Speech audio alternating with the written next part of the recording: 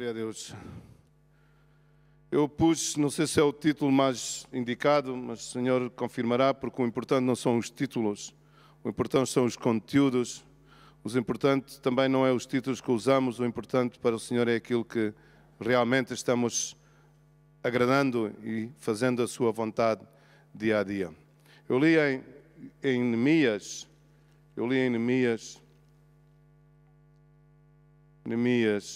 1, sabes?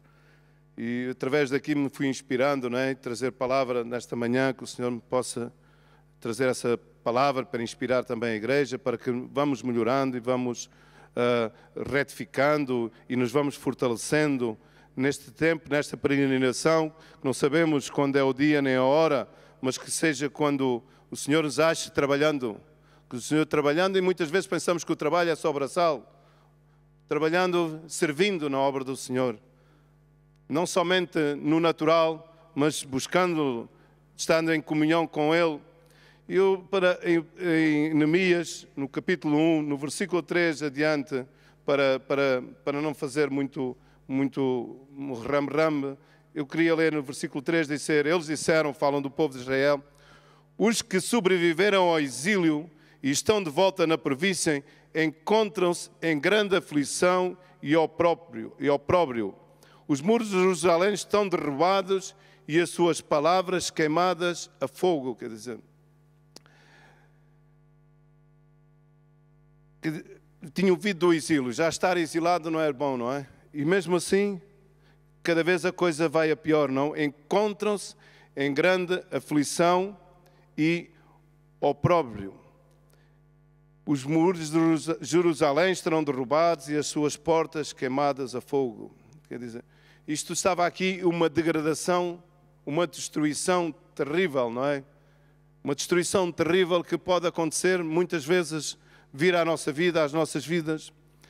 E eu, no primeiro ponto que escrevi é, não te deixes degradar, não é? O primeiro princípio das nossas vidas é que não nos podemos deixar degradar. Não podemos deixar que haja pequenas brechas, pequenas coisas que não vamos dando importância e que se vão tornando maiores.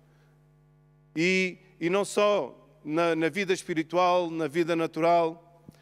O primeiro princípio é não deixar que se as coisas degradem, quer no natural, quer na vida espiritual de cada um de nós na comunhão com o Senhor.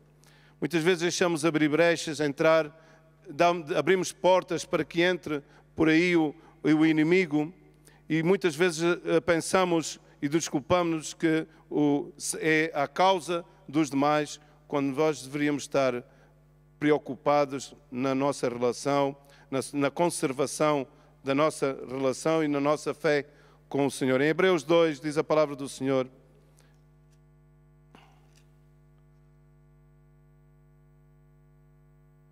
Hebreus 2:1.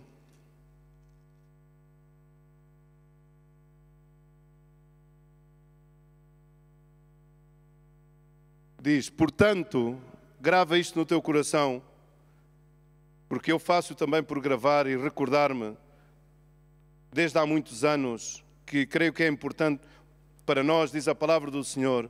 Portanto, devemos atentar com mais diligência para as coisas que já temos ouvido, para que em tempo algum nos desviemos delas. Amém?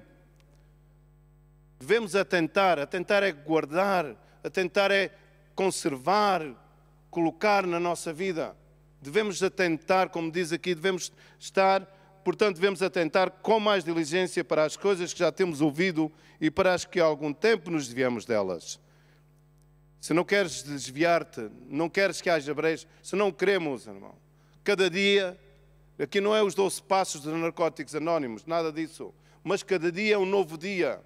Cada dia é um dia que nós devemos de colocar-nos diante de Deus, examinarmos à luz da palavra e pedir a correção de Deus para a nossa vida. E o renovo de Deus e a transformação cada dia da nossa vida. As batalhas não se vencem no futuro, mas vencem-se no presente. Amém? Quanto mais eu escrevia, porque muitas vezes não damos importância a pequenas brechas e dizia, quanto mais se destrói, mais difícil é de se reconstruir e mais oneroso é, mais custo tem. Pequenas coisas dizemos, sabes, eu escrevia e verdade, no natural e não só no natural, também no zelo pelas pessoas, o pastor Luís Miguel é uma pessoa que está sempre atento passa e vê, e olha aqui, há uma carga para que as coisas, e vemos que as coisas não se deteriorem, que as coisas não se percam, porque pequenas coisas, às vezes um pequeno farolinho num carro, sabes que nós dizemos, bueno, é um farolinho, não há problema, mas depois esse farolinho começa a ser o óculo, o farol todo. Depois é a luz e as casas e as coisas, assim são muitas vezes. E a responsabilidade não é dos outros, a responsabilidade é de cada um de nós. O cargo e o zelo pela obra do Senhor, pela casa do Senhor, nos tem que consumir a todos. A todos aqueles que vivemos, estamos aqui. E isso corresponde a todos, e cada um em sua casa, segundo as circunstâncias. Isto era um exemplo que eu punha. Carga que se tem pelas coisas não se degradem. E nós devíamos ter essa carga em nós próprios, na nossa vida também, que não se deixe de degradar, que não se vai a pouco. Bueno, se esfriamos um bocadinho, depois esfriamos, já vemos, e quando damos conta, estamos completamente desviados, não é? As coisas não será que dele depende, como dizia, não só colocando ao dispor os meios necessários, mas também estar atento aos sinais de degradação, não é? E isto eu chamo zelo. E zelo é aquilo que por vezes não abunda no meio de nós, incluindo em mim também. Sabes, a minha esposa está sempre, Fernando, olha isto, Fernando, aquilo, Fernando, e na minha vida espiritual, sempre me está tocando aos ouvidos, não é? E eu às vezes digo, fogo, a sério. Mas é isso a nossa carga uns pelos outros. Não para condenar, não para apontar, mas para que sejamos de edificação uns para os outros. E que, como diz a palavra do Senhor em 2 de Coríntios 9, 2, a parte final do versículo, não é para eliminar, mas é para não ir, diz, e o vosso zelo estimula a muitos, o teu zelo, o meu zelo pela obra do Senhor, o meu zelo por as coisas de Deus, o meu zelo que eu possa ter, que poderá ser, até nem ser o total do 100%, mas o nosso zelo estimula a que muitos não se degradem, que não deixem de degradar, não se deixem. Nós temos esse dever de estimular aos demais. Amém? E como diz o velho ditado, não é? Eu li ali no versículo 3, sobreviveram ao exílio e estão de volta na província, encontram-se, e desta versão bíblica é mais perceptível. Ali diz aflição em miséria e ao próprio, quer dizer, em desprezo, miséria e em desprezo. Muitas vezes estamos na miséria ou vamos à miséria, alguns vão à miséria, porque realmente há consequência de não, como compartilhou aqui o pastor Mário na quarta-feira, não negarmos. Temos que nos negar. E isso não é um dever remeiro. Isso é um dever, um compromisso que temos com o Senhor. De negarmos a nós próprios. Para que as coisas venham bem. E como diz o velho ditado, uma ruína nunca vem só. E naquilo que depende de nós, sejamos partícipes do bem e não do mal. E a cada um de nós corresponde cuidar das coisas na comunidade. E não só na comunidade de onde estamos inseridos, a maioria a viver, mas que sejam também a comunidade da vizinhança que vive ao redor, não é? Na comunidade de onde estamos inseridos. Nós não vivemos numa bolha, não é? E eu escrevi, não se refere só ao Ministério Remar, mas à comunidade em geral, a vizinhança que nos rodeia. Um exemplo atual, não é? E isso faz parte de todas. Já não será tão necessário andarmos a usar máscara. Coloca a máscara, higieniza as mãos. Tanto que não é como ser obedientes àquilo que a Direção-Geral de saúde nos recomenda, também ao que o governo nos pede, não é? O distanciamento, tantas coisas.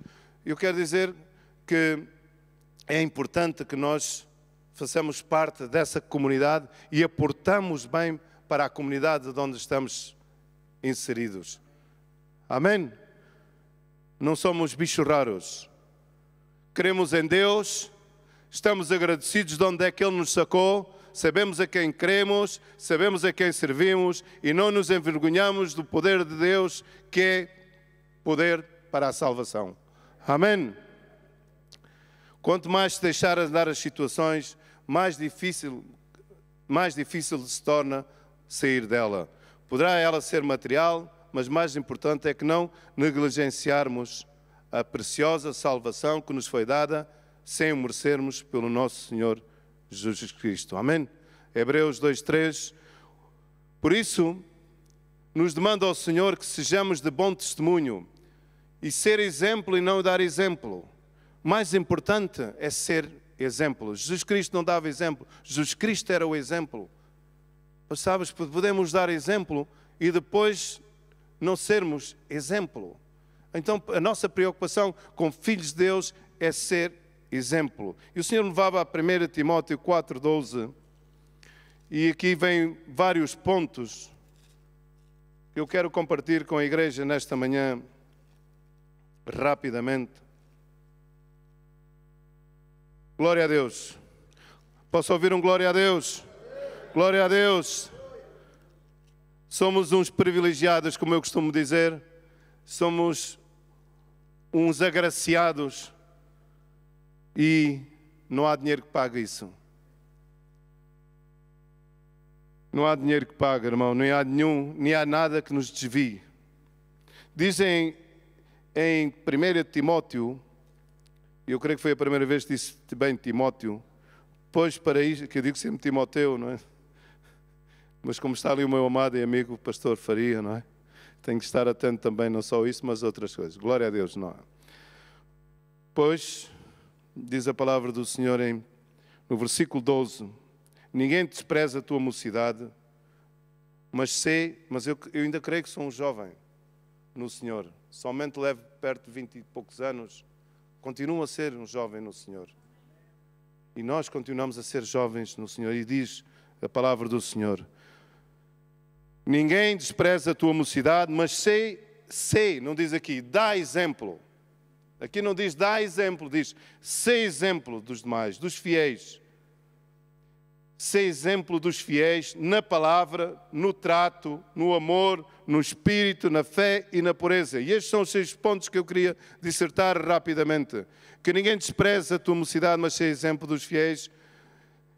Estes pontos que na palavra, e o primeiro ponto é na palavra.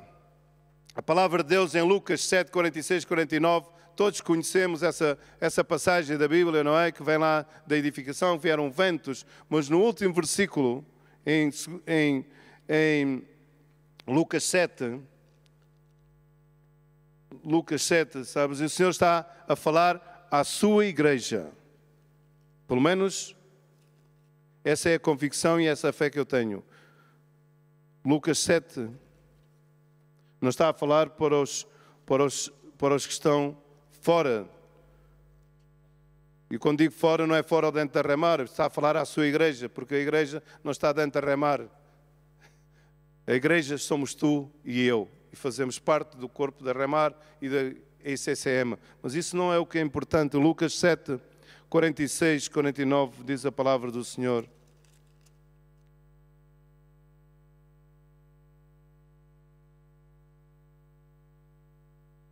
Não é Lucas, é Mateus, desculpa. É onde está o que ouve a palavra e não a pratica, vem grande ruína. Se alguém puder ajudar, aqui houve aqui um falho de apontamento.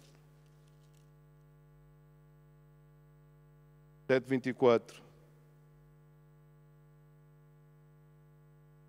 Portanto, muito obrigado, pastor Faria. Portanto, todo aquele que ouve as minhas palavras e as pratica será semelhantemente a um homem prudente que edificou a sua casa sobre a rocha. E no versículo 28, 27, desceu a chuva, transbordaram os rios, sopraram os ventos e dera contra aquela casa e ela caiu e foi grande a sua ruína. Mas Senhor, perdoa-me e vamos então com calma e espero a graça do Senhor para poder transmitir e não permitir ao inimigo que me despiste. Portanto, aquele que ouve todo aquele que ouve as minhas palavras e as pratica, será semelhante ao homem prudente que edificou a sua casa sobre a rocha. Desceu a chuva, transbordaram rios, sobraram os ventos e deram contra aquela casa. Contudo, ela não caiu, porque estava edificada sobre a rocha. Aquele que ouve as minhas palavras, mas não cumpre, será comparado a um homem insensato que edificou a sua casa sobre a areia. Desceu chuva, transbordaram rios, sopraram ventos e deram contra aquela casa e ela caiu e foi grande a sua ruína. Portanto, aqui não era bem esta a versão que eu queria compartilhar, é de onde vem que aquele que ouve e pratica a palavra do Senhor, aquele que pratica a palavra do Senhor, e é isso que eu quero dizer, a palavra do Senhor tem que ser praticada, a palavra do Senhor tem que ser pregada, ouvida e praticada. Amém? Posso-me ter despistado no versículo, no apontamento do versículo, mas este é o fundamento que eu quero trazer à igreja, à minha vida em primeiro lugar e à vida daqueles que se congregam na igreja, que fazem no local, que se congregam, é que a palavra de Deus tem que ser pregada, ouvida, praticada e vivida. O segundo ponto que vem lá em Timóteo, diz a palavra do Senhor que no trato, não é? E eu escrevia, segundo ponto, não é? Qual é o nosso trato com os demais? Como é que nós nos relacionamos e que tipo de relacionamentos praticamos? Isto são coisas que devemos de meditar, devemos de analisar, não é? Devemos fazer uma introspectiva, cada um de nós. Escrevia rapidamente como é que nos relacionamos e que tipo de relacionamento praticamos? Somos amáveis? Somos disponíveis? Eu não estou aqui a dizer que sou o mais amável, nem o mais disponível, nem isto nem é acerca de mim.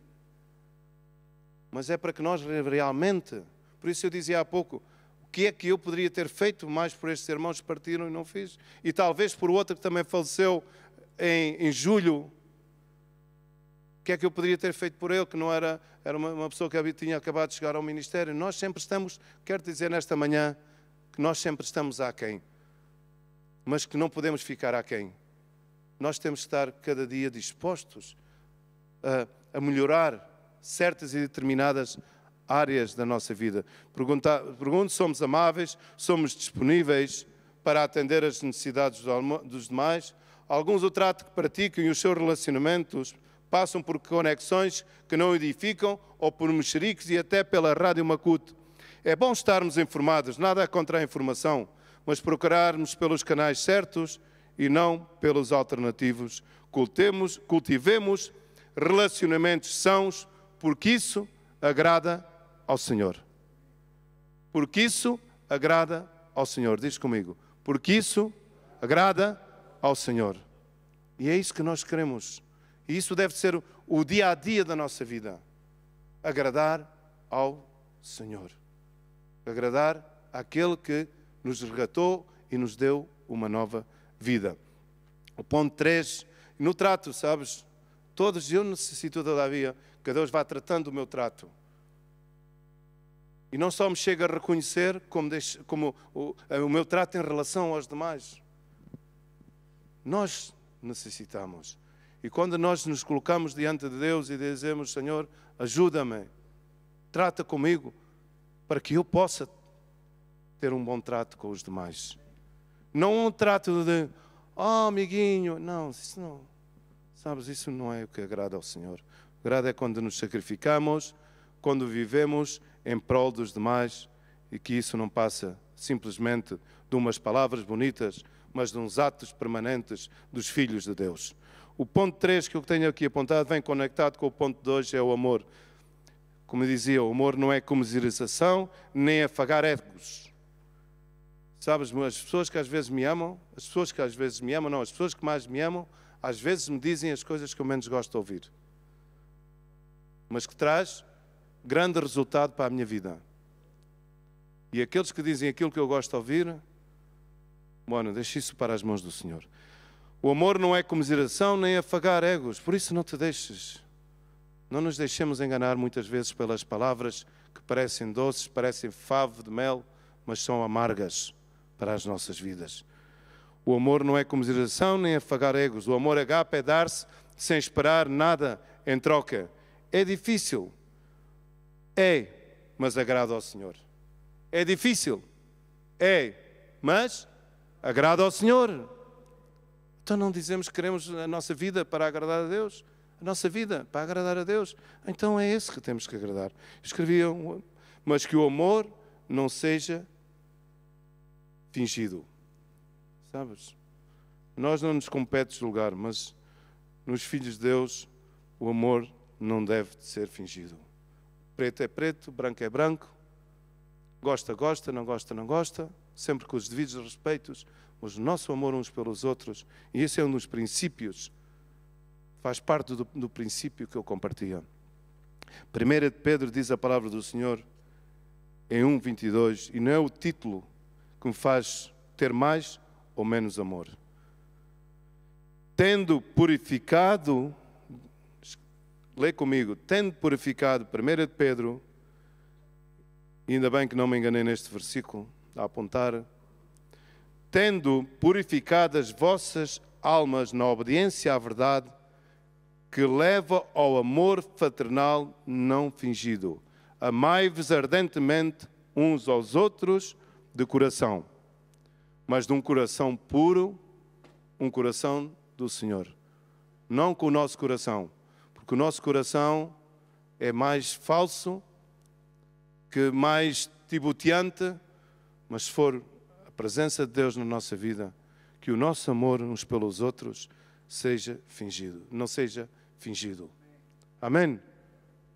Não podemos ser falsos, nós não podemos ser cristãos de pesbeque.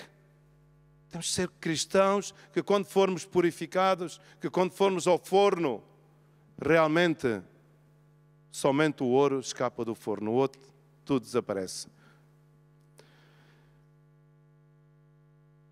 Tendo purificado as vossas almas na obediência à verdade, que leva ao amor fraternal não fingido. Não fingido. Sei que muitas vezes há que Judas vendeu ao Senhor pelo amor ao dinheiro. Mas eu também acredito que esse homem não tinha um amor verdadeiro. Porque o amor ao dinheiro não nos pode superar o amor verdadeiro de Cristo Jesus. Amém? Romanos 12 diz, o quarto ponto, não é, que vem lá é o Espírito, não é? Já falei de três, foi palavra, trato, amor e agora o Espírito, não é? O Espírito tem que ocupar permanentemente a sua presença na nossa vida. Em Romanos 12 diz a palavra do Senhor, no versículo 11 diz, ser fervorosos no Espírito. E o Espírito não é beber garrafas de água que nos vai dar o Espírito. É água de vida, mas é a água que recebemos da relação que temos com Deus e o compromisso que temos com o Senhor. E Ele diz em Isaías 44,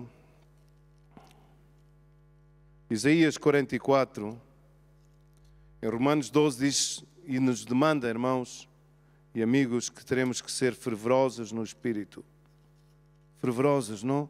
Mesmo que as coisas às vezes não estejam como nós queremos e nos custam, mas a presença do Espírito Santo de Deus na nossa vida não se pode apagar. E eu quero ler-te nesta manhã uma promessa de Deus para nós, não é? Ele diz, pois derramarei água, Isaías 44, versículo 3 diz, e que recebamos nesta manhã, para os que estão aqui, para os que estão lá em casa, recebe, pois eu derramarei água sobre o sedente e rios sobre a terra seca, e derramarei o meu Espírito sobre a tua posteridade e a minha bênção sobre os teus descendentes. Assim diz o Senhor. Eu não sei como está você nesta manhã, da presença do Senhor, da presença do seu Espírito. Mas uma coisa eu sei, aquele que crê, aquele que dispõe, aquele que se abre, o Senhor dá. e Ele derramará naqueles que muitas vezes estamos e em umas situações passamos, e alguns continuamente estarão sedentos, secos, mas que não vão à fonte. Ele derramará sua água. Torrentes de água viva correrão dentro de nós, que limparão toda a amargura, toda a maldade, tudo aquilo que não agrada ao Senhor, porque nós o que queremos é agradar ao Senhor. Não só de palavra, mas de atos. Esta é uma promessa para a sua vida, para a minha vida e para a vida de todos aqueles que recebemos a vida em Jesus. O quinto ponto é na fé, e a fé, eu ontem via o jogo, não é? E dizia ao comentador, agora não me lembro o nome do jogador português, ele agora dá-lhe com fé, mas a fé não é para dar, não é, dá-lhe com fé, não estou a perceber onde é que eles encaixam aquilo, não é? Porque a fé, porque ele está a ver a baliza, está a estar à baliza, portanto não lhe podia dar com fé, não é? Ele podia estar de costas e acertar a baliza, aí já era dar com fé, não é? Fé, necessitamos de fé. Podemos viver sem fé? Podemos, mas se não vivemos com a fé em Cristo Jesus enraizada, pois não estamos fundamentados em Cristo Jesus.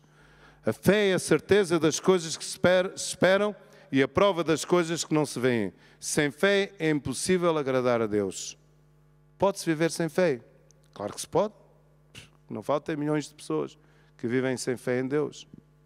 Ou vivem com uma fé enganada. Mas não se pode agradar ao Senhor.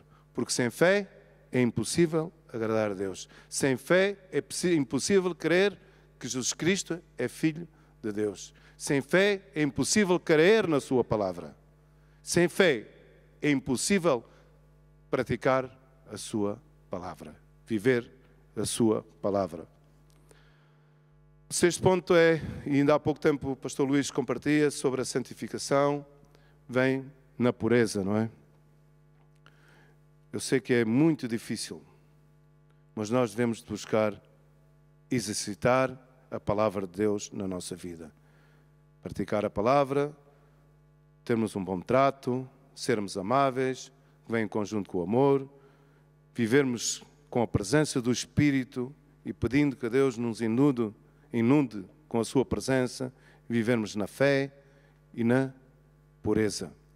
E na pureza, como diz o Salmo 24, 3 e 4, diz: puro, coração puro e limpos de mãos. Sem santidade não se pode agradar a Deus. Porque, como diz em 1 Pedro 1, 13, 16, sede vós santos em todo o vosso procedimento. E então nós líamos a todos, ou aqueles que querem ler, podíamos ler em 1 Pedro, não deturpando a versão bíblica, podíamos ler comigo, não é? Mas podíamos dizer, sendo nós santos. Amém? Buscando viver a santidade de Deus, sem um coração puro, que não é o nosso coração, mas é a presença de Deus na nossa vida. O coração de Deus, como ouvíamos aqui há cerca de 3 semanas, compartilhar, pregar, sem mãos limpas, não podemos agradar a Deus. Por isso diz, sede vós. E eu não quero trocar a palavra de Deus, mas aplicaria de outra maneira. Sejamos nós santos e todo o nosso procedimento, em todo o nosso procedimento. O segundo princípio, que só li um princípio, ainda agora vemos o segundo princípio, é não adiar os problemas. Quanto mais adiamos a solução para a situação, mais se degrada. Se não buscarmos ajuda, mais difícil é reconstruir. O terceiro procedimento, não nos assustais, assumir a responsabilidade, escrevia. Devemos assumir, um princípio de assumir, que a culpa não é dos demais. Se as coisas não vão, não é dos demais. Se pecamos, não é dos demais, sabes? No versículo 6, da primeira de Neemias, voltando lá atrás, já estou a terminar. Em Neemias diz algo que me impacta, não é novo, desculpa. Neemias 1, versículo 3 diz, eles me disseram, Espera, só um pouquinho, deixa-me para não ir muito depressa. É o 6, diz: estejam atentos os teus ouvidos, Senhor, e os teus olhos abertos para ouvir a oração do teu servo que hoje faço perante ti, de dia e de noite, pelos filhos de Israel, teus servos. Faço confissão pelos pecados dos filhos de Israel que temos cometido contra ti. Também eu e a casa do meu pai pecamos. Amém? Ele assumiu que também ele. E muitas vezes não assumimos os nossos compromissos. Por isso há que assumir as nossas responsabilidades e menos transferirmos a culpa para os demais, porque assim será mais fácil de reconstruir.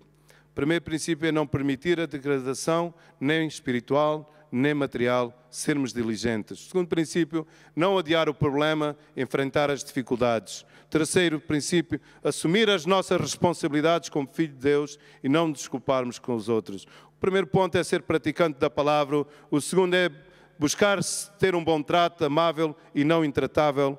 O terceiro, amar, e amar é ser encorajador para os demais. O quarto é estar cheio da presença do Espírito do Senhor. Por isso é necessário cada dia esvaziarmos de toda a imundícia. E não se pode viver, pode-se viver sem fé, mas não se pode servir ao Senhor sem fé.